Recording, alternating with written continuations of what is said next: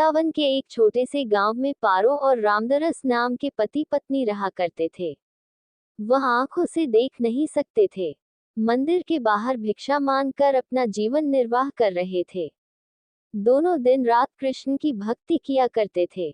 भोजन से पूर्व वह अपने कृष्ण के लिए उस भोजन का प्रसाद लगा दिया करते थे। उस प्रसाद को अपने भोजन के पात्र में थोड़ा सा मिलाकर बाकी किसी दूसरे गरीब को खाने को दिया करते थे। श्री कृष्ण उनकी भक्ति से बेहद प्रसन्न रहते। इसके कारण कभी भी पारो और रामदरस भूखे पेट नहीं सोए। चारों ओर कृष्ण जन्माष्टमी की धूम मची थी। गोकुल, वृंदावन, बरसाना इन क्षेत्रों में श्री कृष्ण के जन्मोत्सव की विशेष मनोहारी छटा देखने को मिलती है। पारो एक पुत्र को जन्म देने वाली थी। किसी को क्या पता था कि वह पुत्र स्वयं जन्माष्टमी के दिन जन्म लेगा। ऐसा ही हुआ। चारों ओर कृष्ण की धूम मची थी, किंतु पारो और रामदरस के घर साक्षात पुत्र के रूप में कृष्ण ने जन्म ले लिया था। पति पत्नी ने अपने बालक का खूब लाड प्यार से पालन पोषण किया। उसका नाम चंदन रखा। नाम के अनुसार चंदन बेहद शांत और शीतल स्वभाव का था। वह भी अपने माता पिता की भांति कृष्ण का भक्त बन गया।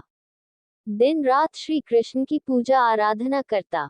चंदन जब भी बीमार होता या भटकते हुए कहीं दूर चला जाता तो एक गाय चराने वाला व्यक्ति उसकी मदद करता। उस गाय वाले का नाम मदन था। उसने बताया था वह पड़ोस के गांव में रहता है। इस परिवार की विपत्ति में वह सदैव रखवाला बनकर खड़ा रहता था, वहीं इस परिवार की आंख बना रहता। चंदन जब बड़ा हुआ तो वह मदन के गांव जाकर मदन को खोजने लगा। काफी खोजबीन के बाद उसे मालूम हुआ मदन नाम का कोई व्यक्ति गांव में नहीं रहता। इस रहस्य का पता लगाने के लिए चंदन में मन बना लिया। एक दिन जब पारो को अधिक बुखार चढ़ा था, वह लगभग मरने की अवस्था में थी, मदन उसकी सहायता के लिए घर आ चुका था। सांझ होते वह अपने गांव की ओर लौट जाया करता था।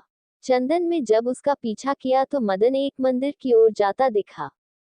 उस मंदिर के भीतर जाकर वह कहीं अदृश्य हो गया। चंदन ने जब जाकर देखा तो वहां कोई नहीं था, केवल कृष्ण जी की मूर्ति थी। वह समझ गया वह मदन कोई और नहीं स्वयं कृष्ण भगवान थे, जो उनकी हर विपत्ति में रखवाली करते थे।